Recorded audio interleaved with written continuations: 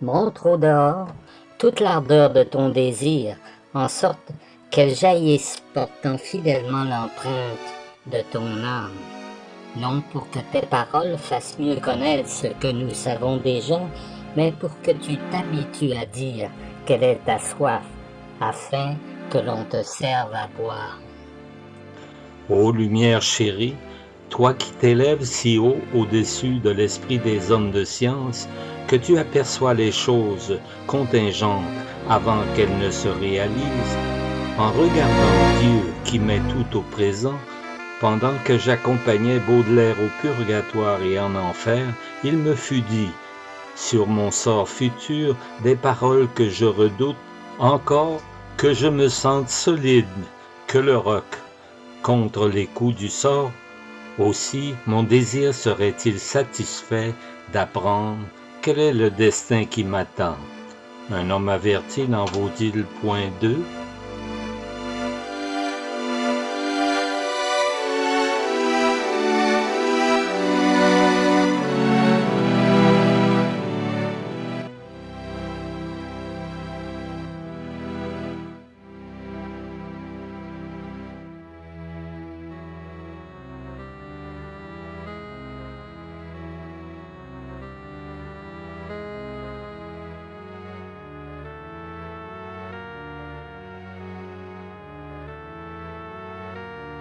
Les choses contingentes qui vont au-delà de la compréhension de votre monde matériel sont toutes figées dans le regard éternel, mais elles ne sont pas d'un caractère de nécessité absolue. De là vient un avis de temps qui pour toi se prépare et qui vient dans mon oreille comme une douce musique. Ton esprit quittera la terre de tes enfers. Cela sera voulu et se dessine déjà par ceux qui trafiquent avec la vérité. La rumeur publique, comme il est d'usage, prendra parti contre ta poésie, non pour ce qu'elle croit être la vérité, mais pour s'ajuster à ce qu'en disent ceux qui la fabriquent.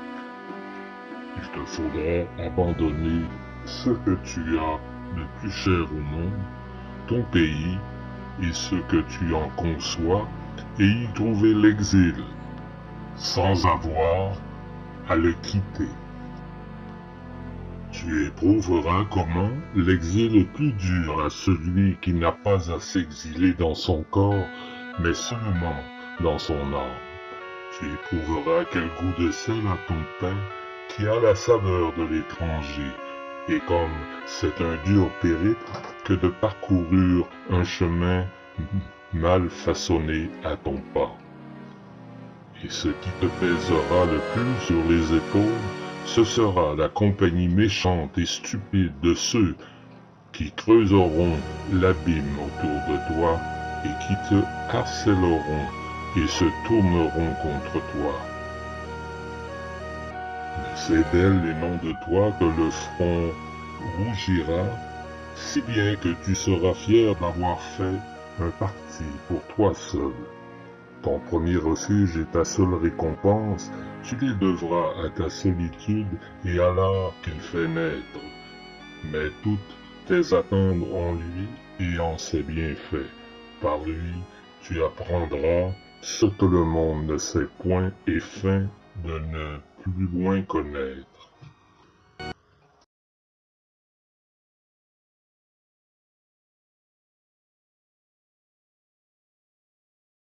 Je ne veux pas que tu portes envie à tes concitoyens, parce que ta vie durera dans l'avenir bien plus que le châtiment de leur perfidie. Mon très cher père, je vois bien comme le temps me rattrape pour me porter un coup d'autant plus rude qu'on s'abandonne davantage. Aussi est-il bon que je m'arme de prévoyance pour que, si le bien de ma conscience m'est ravi, je ne perde la liberté par la faute de mes vers. Dans le monde d'en bas, plongé dans l'amertume éternelle, et par la montagne d'où les yeux de madame m'ont enlevé, Puis par le ciel, de lumière en lumière, j'ai appris tant de choses qui, si je les répète, feront de bien des gens mes ennemis. Et si je cache par timidité la vérité, je crains de ne plus vivre parmi ceux qui prétendent déjà vivre dans le futur et ne connaissent rien du passé et qui ne savent s'adapter au présent.